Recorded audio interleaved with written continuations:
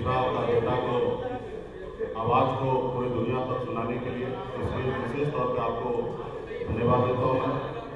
साथ ही जो कल तक हमारे विधायक थे उनको भी शुभकामना देते हैं कि वो कल तक हमारे साथ थे, वो फिर अपने निर्णय बदले हैं, वो जहाँ पे भी गए हैं उनको शुभकामना है। उसके साथ साथ भारतीय जनता पार्टी को भी शुभकामना देते हैं कि 74 विधायक बनाने में सनत मल्ला का योगदान था और हम लोगों ने मिलकर उनको 74 विधायक बनाए और उसके बावजूद भी बिहार में 2 नंबर की पार्टी बनी और उसके बाद हमारे 3 विधायक मिलाने के बाद वो अभी 77 हो गए और बिहार का 1 नंबर का पार्टी हो गए, बड़ी पार्टी बन गए।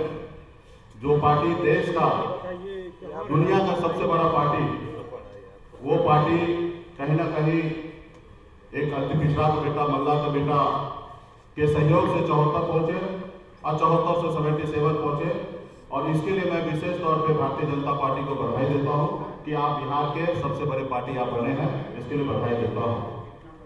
और विशेष तौर पे बिहार में भारतीय जनता पार्टी के प्रदेश अध्यक्ष संजय जायसवाल जी को भी बधाई देता हूं कि आपने बहुत ही अच्छा काम किया है।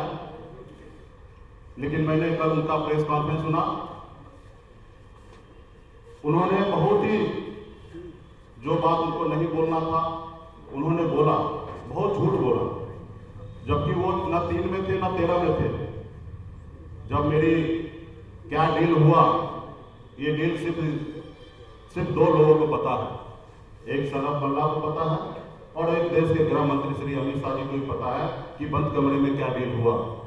यहाँ तक कमरे के बाहर भी रहने का सौभाग्य संजय जायसवाल जी को प्राप्त नहीं हुआ था, क्योंकि कमरे के बाहर भी खड़ा होकर कान लगा के सुने और बिहार में किसी भी नेता को ये सौभाग्य प्राप्त नहीं हुआ।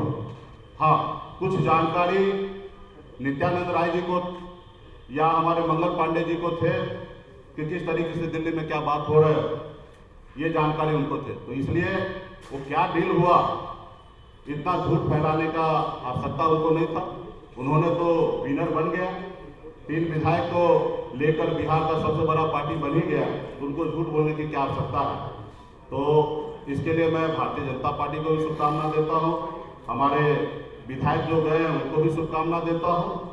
और मैं आपको बता दूँ कि मैं 18 साल की उम्र से मैं संघर्ष कर रहा हूँ, अपनी ज़िंदगी को बेहतर बनाने के लिए मैं मेहनत कर रहा था, मजदूरी कर रहा था।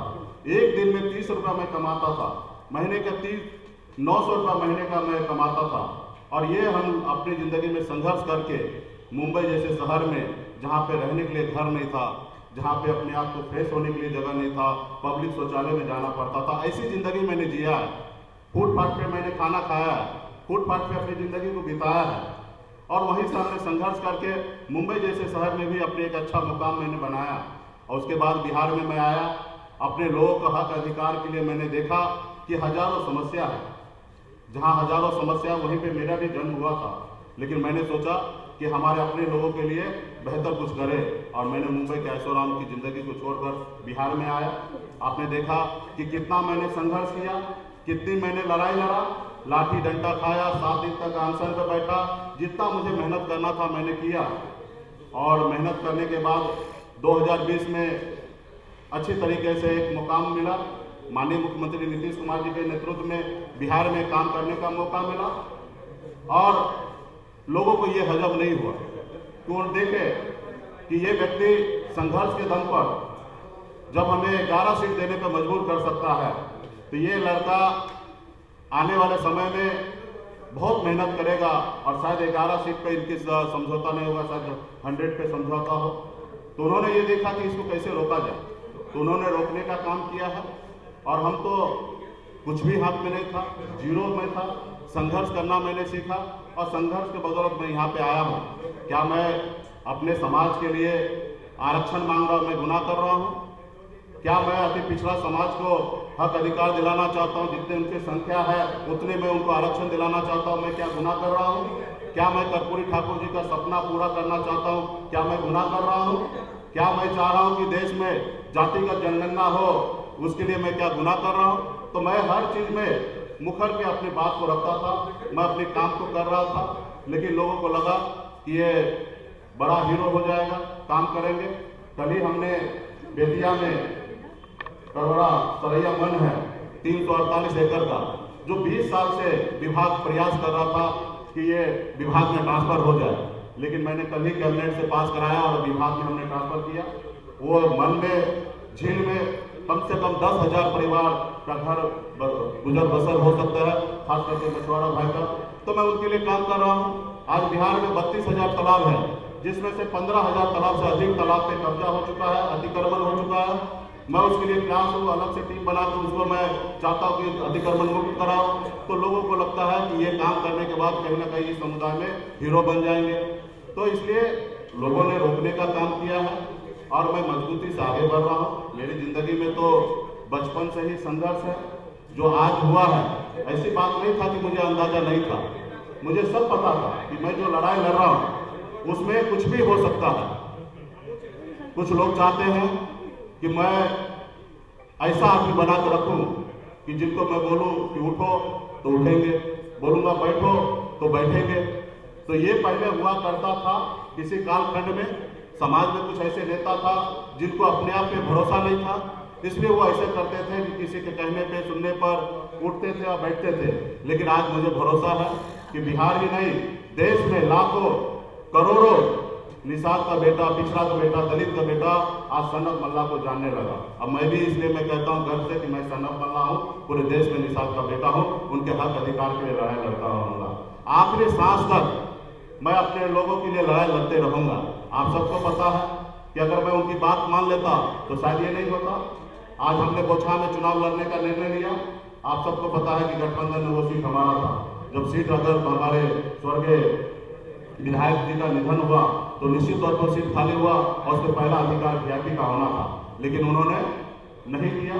उन्होंने अपने मन से अपने प्रत्याशी का नाम का घोषणा कर दिया और आपने देखा कि 4 महीना उनके पार्टी के लोग किस तरीके से बेइज्जत करते रहे, उनके सांसद किस तरीके से अभद्र बात करते रहे। मैं सुनते रहा क्योंकि मुझे वहां पे चुनाव लड़ना था। आज हमें लोग टारगेट कर रहे हैं कि आप उत्तर प्रदेश में चुनाव लड़े, देश के प्रधानमंत्री जी को लेकर विरोध किए। तो भैया आप बताइए, मेरा जो हक अधिकार है वो मैं किससे मांगूंगा? मैं अमेरिका में जाके मांगू या मैं राहुल गांधी जी से मांगू?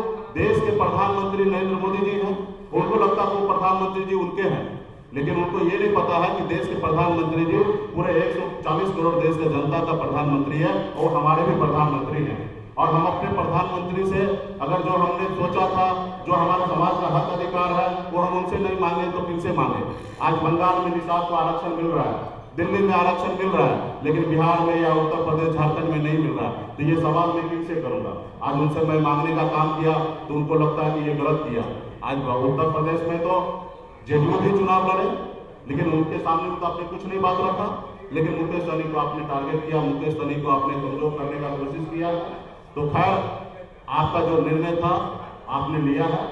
अभी हमें बिहार में बिहार की जनता के लिए, लोगों के लिए काम करने का मौका मिला है। मैं काम करते रहूंगा और आगे बढ़ते रहूंगा। जब तक मेरे शरीर में सांस रहेगा तब तक मैं अपने समाज के हक अधिकार के लिए, अति पिछड़ा के लिए लड़ाई लड़ते रहूंगा। किसी के सामने में कभी नहीं झुकूंगा, चाहे दुनिया का कोई भी ताकत क्यों ना हो। हाँ, कंधे से कंधे मिला के चल सकता हूँ। अगर 4 बात अगर आपका मानता हूँ तो 4 बात आपको हमारा भी मानना पड़ेगा। अगर कहेंगे कि मैं शहंशाह हूँ तो मैं इस दुनिया में, इस धरती पर किसी को शहंशाह मानने के लिए तैयार नहीं हूँ कि आप चाहे वो जो कर सकते हैं, आप स्वतंत्र है वो सब चीज करने के लिए। तो इसलिए आज जो हुआ है ये कोई बड़ा घटना नहीं है, ये सामान्य घटना है। ये संसार में हमेशा होते रहा। जब गरीब, पिछड़ा, दलित का बेटा आगे बढ़ने का काम किया, आगे अपने लोगों को आगे बढ़ाने का काम किया, तो उनके साथ हमेशा ऐसे होते रहा। आपने अभी हाल फिलहाल में आपने देखा कि चिराग पासवान जी का पार्टी किस तरीके से तोड़ा गया, परिवार में फूट डाला गया, लेकिन क्या हुआ? उससे पहले आपने देखा कि हमारे बिहार के मुख्यमंत्री श्री नीतीश कुमार जी, उनकी पार्टी अरुणाचल प्रदेश में 6 विधायक ले लिए। फिर क्या हुआ? तो ये विधायक पार्टी नहीं बनाया, पार्टी ने विधायक को बनाया। पार्टी में लोग आते जाते रहेंगे, हमारे विचारधारा से पार्टी आगे बढ़ेगा और जिनको एक्सेप्ट होगा वो पार्टी में हमारे विचारधारा से चलेंगे, जिनको नहीं एक्सेप्ट होगा वो अपने रास्ता अलग बनाएंगे। तो वैसे लोगों को भी शुभकामना देते हैं कि थोड़ा पेशेंस रखिए, ईमानदारी के साथ रहिए। आपको जो जनता ने आपको चुन के भेजा है उनके ऊपर भी आप भरोसा रखिए। यही नहीं है कि आपको नेम फेम पावर मिल जाए, वही चीज़ है। आज मैं चाहता तो चैन से जिंदगी जीता, लेकिन मैंने ये नहीं चुना, मैंने संघर्ष का रास्ता चुना। अब मेरे हाथ में था ही क्या जो मैं खो गया। कल फिर 4 बनाया, फिर 40 बनाएंगे। लोगों का भरोसा अगर हम पे जो रहा तो निश्चित तौर पे हम अपने कामयाब होंगे। तो इसलिए इससे मैं ज़्यादा भयभीत नहीं हूँ, चिंतित नहीं हूँ। अभी मेरा लक्ष्य है कि बोछा में मजबूती से हमारा जो जनाधार है, जो ताकत है, उसको लगाकर बोछा सीट पर लड़ेंगे और जीतेंगे। अब बाकी जिंदगी में जो कठिनाई अभी दिख रहा है आप लोगों के सामने में, इससे बड़े बड़े कठिनाई को हमें सामना करना पड़ेगा। आज देखिए लालू जी ने इतना अच्छा काम करने के बाद भी आज जेल में है। तो ये सब संसार का एक पार्ट है, ये होते रहेगा। इसके लिए हमें घबराने की आवश्यकता नहीं है। इसलिए आप लोगों ने एक गरीब पिछड़ा का बेटा का आवाज़ को देश दुनिया में पहुंचाने के लिए आप लोगों ने हमारे साथ यहाँ पे उपस्थित हैं। तो आप सभी को इसके लिए मैं धन्यवाद देता हूँ।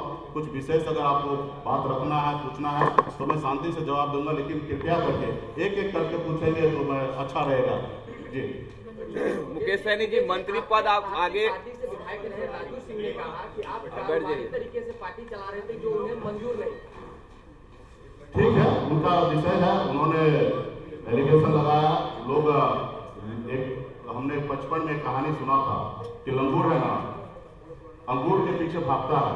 अंगूर मिल जाता तो उसके लिए अच्छा होता है, नहीं मिलता तो कट्टा है। जब विधायक बने थे तभी वो उसको मेरी विचारधारा अच्छा था, सारा चीजें अच्छा था, और अब कल नहीं है तो 50 तरह के एलिगेशन लगाएंगे। इससे घबराना नहीं है। कल तो भारतीय जनता पार्टी के प्रदेश अध्यक्ष ने कहा कि हमारा विधायक है, तो उन्होंने प्रोजेक्ट किया, और उससे पहले उन्होंने कहा कि हमने यहाँ से ही किया। तो ये सारी चीजें तो जब इस धरती पर सीता माता के ऊपर भी आरोप लगा दिया, उन्हें भी अग्नि परीक्षा देना पड़ा, तो मैं कौन सा खेत के मूली हूँ। तो इस तरीके से चीजें होते रहेगा। आगे मंत्री पद बरकरार रहेगा या फिर इस्तीफा देंगे आप? देखिए, मंत्री बिहार में बनाने के काम माननीय मुख्यमंत्री नीतीश कुमार जी ने किए हैं, और उनका विशेष अधिकार है इनको मंत्री रखना नहीं रखना, ये अधिकार उनके क्षेत्र में है। वो जो निर्णय लेगा वो उस निर्णय के साथ मैं रहूंगा। माननीय मुख्यमंत्री जी जो भी निर्णय लेंगे उस निर्णय के साथ रहेंगे। इसकी जवाब आपको माननीय मुख्यमंत्री जी देंगे।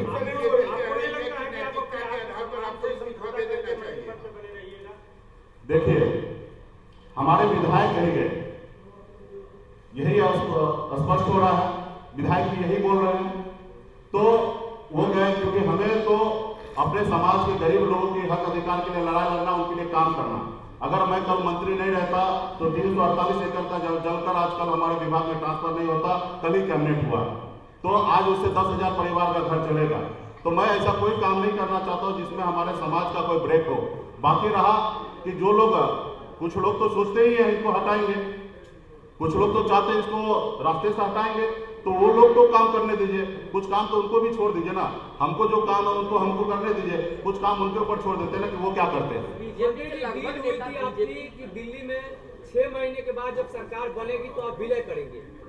यही बात हमने पहले कहा ना कि बंद कमरे में 2 ही लोग थे, गृह मंत्री जी थे और मैं था। उस बीच में जो भी डील हुआ 2 ही लोगों को पता है, और बिहार के कोई भी नेता गेट तक भी जाने का उनका ये नहीं था कि कान लगा के सुनेंगे। तो ये बात को स्पष्ट माननीय गृह मंत्री जी कर देंगे तो ये बात को मैं भी सत्य मानूंगा। इस बात को गृह मंत्री जी को जिस तरीके से संजय जायसवाल जी बोले हैं या अन्य नेता बोल रहे हैं, वही बात को गृह मंत्री जी अगर सामने आके मीडिया के सामने बोल देंगे तो इस बात को 100% सच मान लूंगा और इसके आगे एक भी शब्द नहीं बोलूंगा। देखिए, हमारे साथ पूरे बिहार की जनता है और हमारे अपने लोग हैं, और निश्चित तौर पे सबका सिंपत्ति हमारे साथ है। क्या आप हमारे साथ नहीं है? आप भी हमारे साथ है, इसलिए आपने एक गरीब पिछड़ा का बेटा का आवाज को पूरी दुनिया में सुनाने के लिए आप आए हैं। तो आप भी मेरे साथ हैं। वही है, कुछ लोग सामने से होंगे, कुछ लोग पीछे से होंगे, कुछ लोग घर पे से होंगे, कुछ लोग दिल में रखेंगे, यही होगा। बीजेपी के लगभग नेता ऐसा क्यों कह रहे हैं कि नैतिकता के आधार पर आपको इस्तीफा दे देना चाहिए? बीजेपी का नेता तो नैतिकता के आधार पे हमें इस्तीफा दे देना चाहिए, उनके मुंह से शोभा नहीं देता है। जो व्यक्ति बिहार में सबसे बड़ा पार्टी किसी को छीन कर बनना चाहता हो, वो व्यक्ति को ये बोलने का शोभा नहीं देता है। 2 महीने बाद आप एमएलसी नहीं रहे, उसके बाद भी आप 6 महीने मंत्री रह सकते हैं। क्या जदयू और राजद की तरफ से कोई भरोसा दिलाया गया है? देखिए, राजनीति है, राजनीति में हम काम करना जानते हैं और आगे का रास्ता भी बनाना जानते हैं। आगे का रास्ता क्या होगा वो आप लोगों से छिपेगा नहीं। हम आगे काम करते रहेंगे, संघर्ष करते रहेंगे, चाहे वो 1 साल में हम अपने संघर्ष को पूरा कर ले, 2 साल में कर ले या 13 साल में कर ले, हम अपने संघर्ष के रास्ते पर रहेंगे, संघर्ष करेंगे। क्या आपको लगता है कि यूपी चुनाव में आपने बहुत बड़ी गलती कर दी? नहीं, मैंने कोई गलती नहीं किया। उत्तर प्रदेश जाके, उत्तर प्रदेश में हम अपने समाज को लाखों लोगों का भरोसा मैंने जीता है। हमारे जो एजेंडा है, मुद्दा है, उसको साथ में खड़ा हूँ और उसके लिए अगर जो भी मुझे कुर्बानी देना पड़े उसके लिए मेरे को अफसोस नहीं है।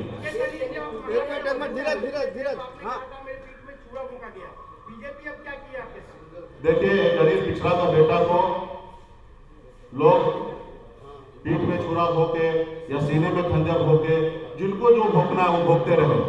हम हमारे आखिरी सांस तक हम लड़ाई लड़ते रहेंगे, अपने आखिरी सांस तक लड़ाई लड़ते रहेंगे, अपनी मंजिल को प्राप्त करते करेंगे। संजय साहब का ये कहना है कि बोचहा में जो आपकी डील हुई थी उस समय 11 सीटों की, उसमें बेबी कुमारी को आप टिकट देने वाले थे, लेकिन रातों रात आपने फैसला बदला और भाजपा उसी का बदला अभी ले रही है। संजय जायसवाल ने कल ही बात कही। ठीक है ना, हमने कहा ना कि जो भी डील हुआ वो माननीय गृह मंत्री जी को आगे बोलना चाहिए। डील क्या हुआ मुझे पता है। वो डील को अगर मैं इस जगह सावधानी कर दूंगा तो मुझे लगता है कि देश के लिए अच्छा नहीं होगा। इसलिए वो डील को हम यहाँ पे नहीं बोलेंगे तो वही ज्यादा अच्छा होगा। हम अपने रास्ते चलेंगे और उनको लगता है कि ऐसा डील हुआ तो वो सामने से गृह मंत्री जी ही बीच में थे, वो उनको आगे बोलना चाहिए। आप लोग की तरफ से भी कुछ आपका मैडम सवाल बोलिए। अरे हम लोग तो पंगा लेने वाले ही लोग हैं। आप उस कुल खानदान से आते हैं कि हमारे लोग, हमारे पूर्वज श्री रामचंद्र जी को नैया पार लगा दिए और हम अपने नैया को किसी और के भरोसे नहीं छोड़ने वाले। रहा कि हम लड़ाई लड़ने के लिए तैयार हैं किसी से भी। आपने हमारे फूलन देवी को आपने देखे सुना होगा उनके बारे में। एक छत्र चंबल में उनका ताकत था, लोगों ने किस तरीके से उसको साइड किया, किस तरीके से अत्याचार किया। तो ये हम लोगों के साथ हमेशा ऐसे होते रहा है और मैं अपने वजूद से कभी समझौता नहीं किया। चलिए, बहुत बहुत धन्यवाद आप लोगों का। समाप्त हो गया।